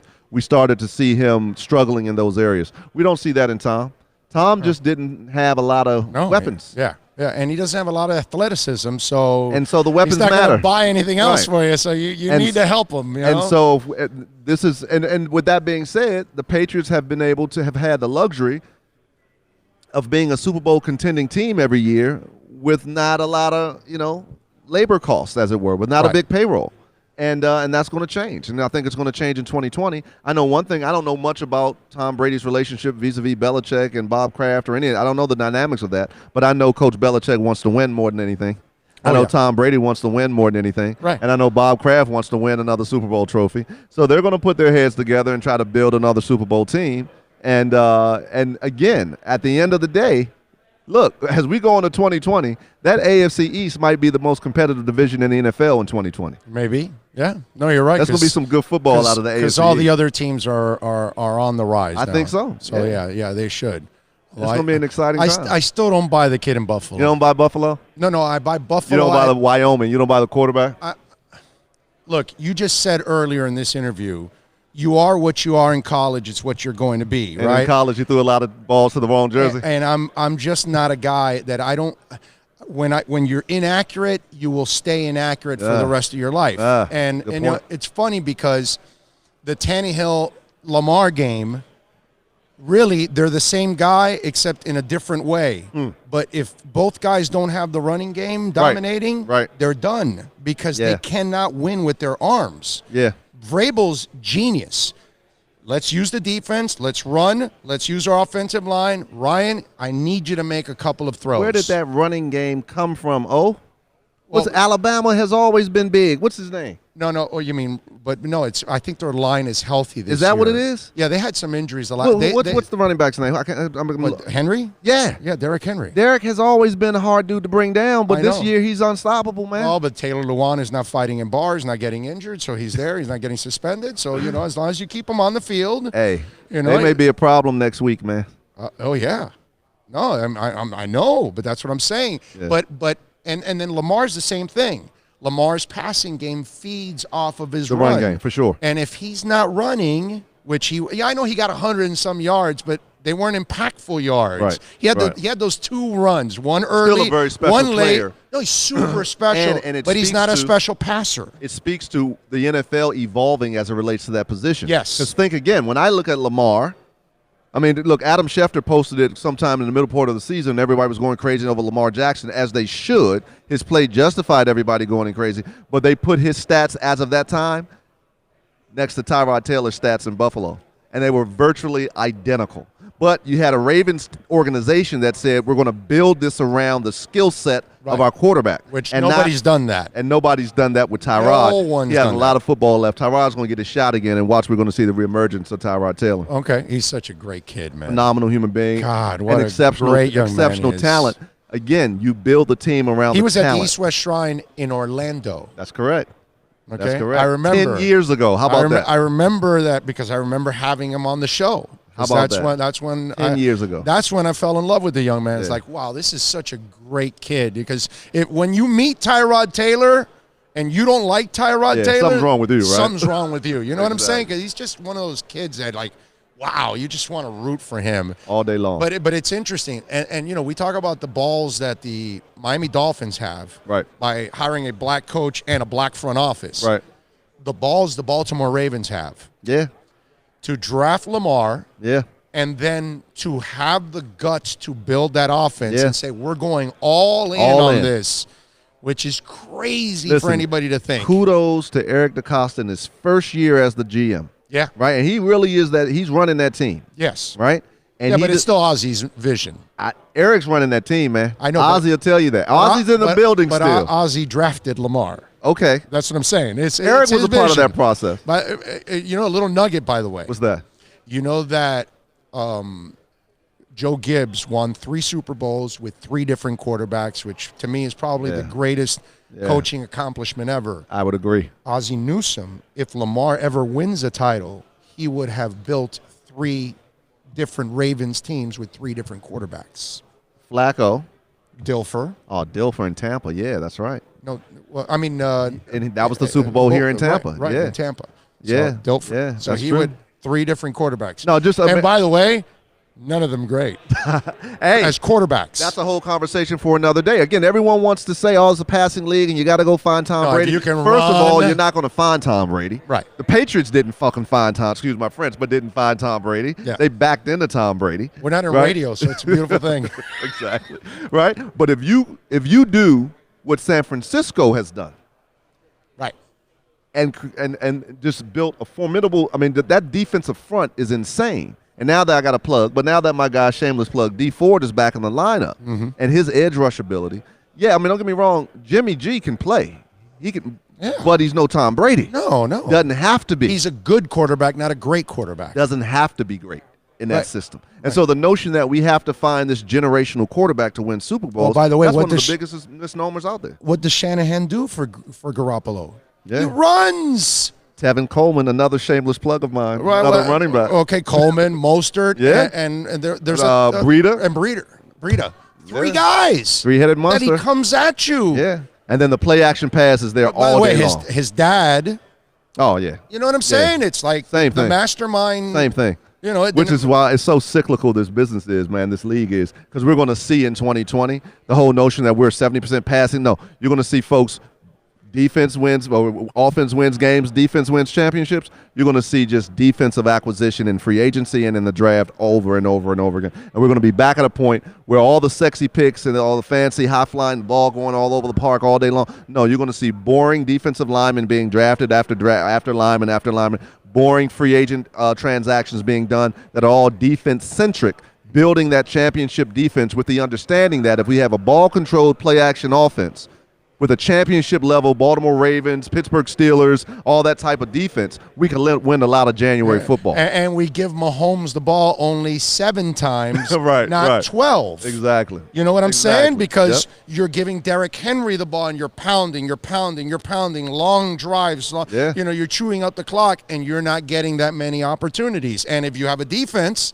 you're going to stop them on half of those few opportunities. Now you will limit their scoring. Absolutely. Look, nothing's changed in this league for 50 years. If a coach can run the ball down your throat, he will gladly run the ball down your throat because, like Jimmy used to tell me all the time, Jimmy used to say to us always, 3 things happen in passing, and 2 of them are bad. That's right. That's why we run the ball. That's right. And that's the reason why. And that's now Baltimore and Tennessee and San Francisco. They're going to bring sexy back, which is running. I'm with you 100%. You know.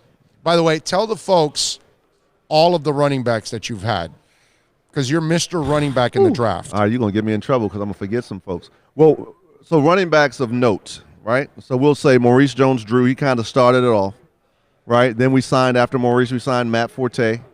From there, he's a Bears fan. From there, we signed Kendall Hunter, who had a short-lived career because of injury. But Kendall was on his way for sure. We had Evan Royster out of Penn State, who got drafted by the Redskins. Had a short career, but he did some special things while he was there. Of course, Jordan Howard. Now finished up a year with Philly. Also, drafted by the Bears. Should have stayed. I mean, probably would have helped Mitch out a little bit, but it is what it is. Tevin Coleman, Atlanta, now in San Francisco. Of course, Le'Veon Bell, probably one of the best, certainly in the history of the game to have done it. Mo Jones-Drew. I started out with Mo. You did. Started out with Reese, and just to name a few. James White. I failed to mention James White. There you go. Just a couple. Just a couple. And half those guys weren't big names coming out of college. Most of my guys aren't. Right. That's what I'm saying. I mean, literally. We try to look with the running back. From my way of thinking, the running back is easy. Well, the guy you're going after is big now. Oh, they look at you. Look, my position is this. Give me the guy who had very little to work with in college as a running back, who had to create. Right. Then I know what he's likely to be on Sunday. I'm unimpressed with that guy who's running behind a quasi-NFL offensive lineman in college. Richardson?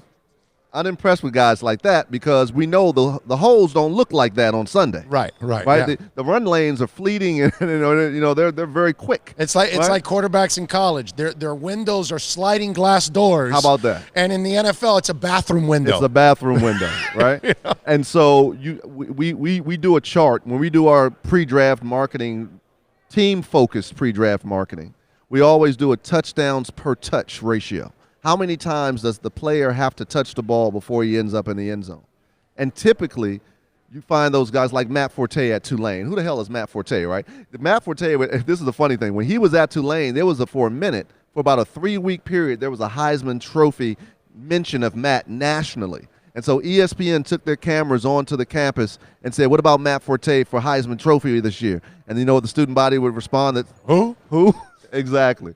And all he did was go out and have a Hall of Fame career. When Maurice Jones-Drew came out, it was Reggie Bush. It was the other running back. Who was the other running back for SC? He might have bigger been running back. Oh, yeah, I know who you're talking about. Yeah. The kid that went to the Titans. Titans, exactly. Yeah, the big kid that he had weight issues. I know who you're talking about. Those were all the talk of the draft, right? Yes. When Le'Veon came out, it was Eddie Lacy. Eddie Lacy. Yeah. And so, again, these, you couldn't name, no disrespect to the Bruins line at the time, but you couldn't name a UCLA Bruin offensive lineman who was going to be drafted. Right. You couldn't name a Tulane lineman who was going to be drafted. Yet these guys were phenomenally successful, Matt and Maurice, in college, which then suggested that, okay, once you get behind an actual NFL line, you'll be really good. You'll be really good. Right. And that's what it proved to be. So we try to go after guys who've done a whole hell of a lot with little on Saturday at that position. And typically those guys, Big Ten, one of the not major, Big Ten's a major conference, but some of the mid-major conferences you'll find good backs, like Jordan Howard out of Indiana, Tevin Coleman out of Indiana, So, yeah, that's what we tend to look for. Guys who have exceptional college performances but not a lot of help around them. Agent Adiza Bakari joining us here on the program. All right, let's wrap it up with this because I know I've had you on long enough already. I've taken up a ton of your time. We can do this all day. I know. We're going to do it later on tonight over cigars. We always do it over cigars, exactly. So let me ask you, what's changed in recruiting for you now with players? What's the difference now than it was 10, 20 years ago? So we talk about this all. That's a great question. And so indulge me a little bit to kind of talk about this.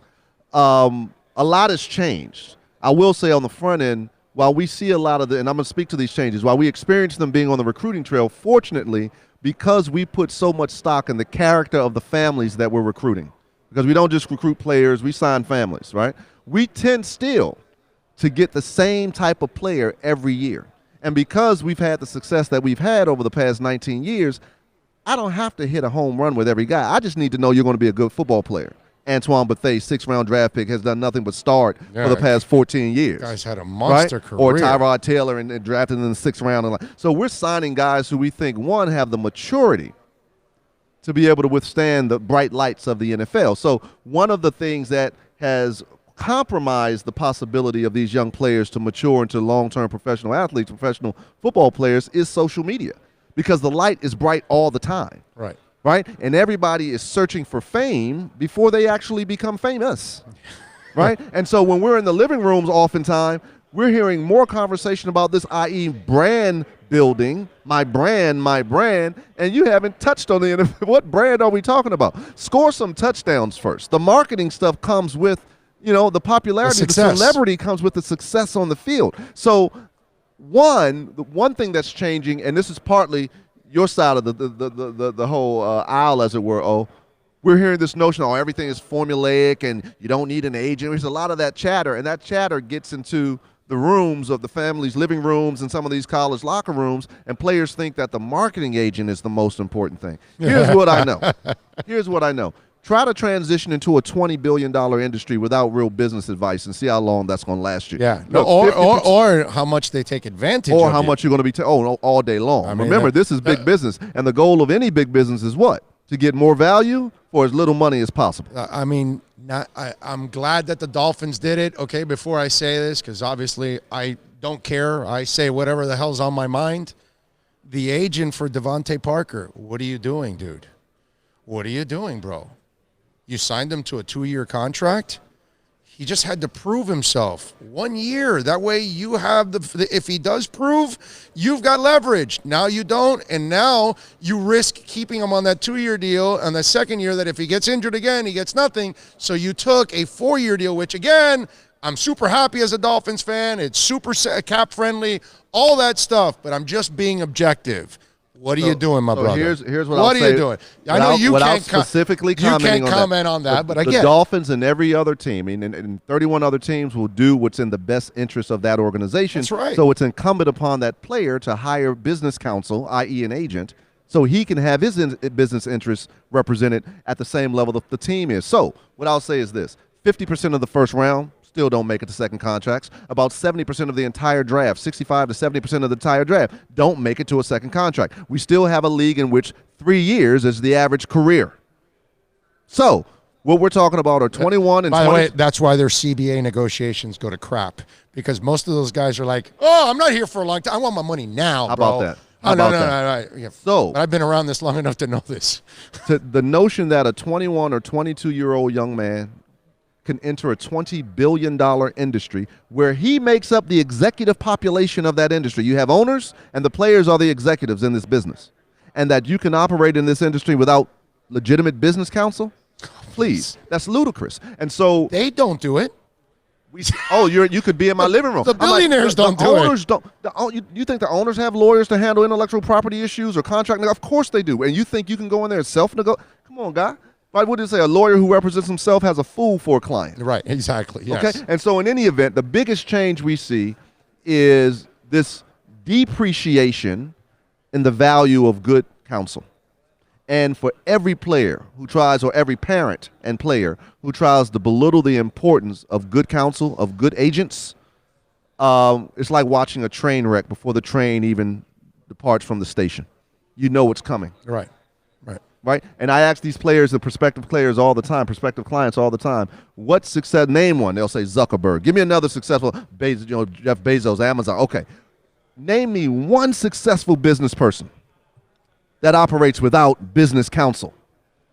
So why should you be any different? So for me, the biggest change is this notion that, quote, I don't need an agent, I can go it alone. Self-preservation comes in, admittedly, right, I'm biased, but the notion that you can operate in this business without an agent is literally ludicrous, to be put it mildly. So that's the biggest change. And by the way, the name we forgot was Len Whale White. There you go.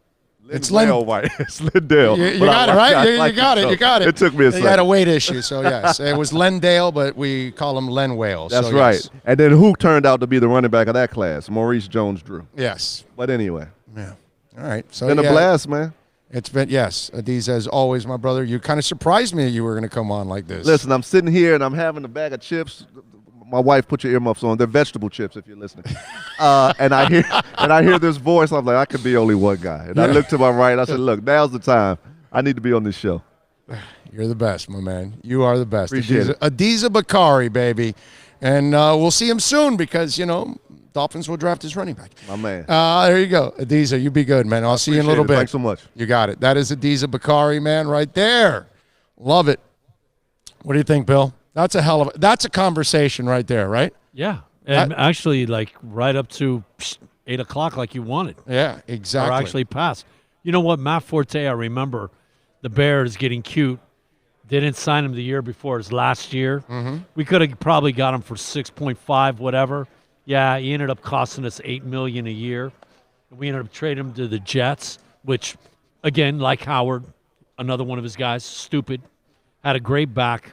You lose your great back, and your team totally changes. Yeah. No, you're right. You're right. Let's see what we got here they came in with Arian Foster. Thank you for helping me out with that.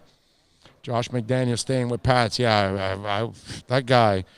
Premier Reviewer says, what a great interview, Big O. Thank you very much. Appreciate that, all of you out there. What else? Going to be hard for the 49ers to keep that defense, especially Bosa's contract is up. Yep, always a challenge. All you have to do is find a Russell Wilson, and you'll be good. Yeah, isn't that that is definitely not easy to do that. Rebo13 says, still here. Thought you were out. Okay. Rick the Boy says, he's so right. Kids so focused on brand. Yes, very true. Man of 100 Scholz says, great interview, Big O. Love this agent's perspective. So there you go. There you go. Adiza, you got a lot of love on the chat board there. So folks checking it out on YouTube. Adiza Bakari. There you go.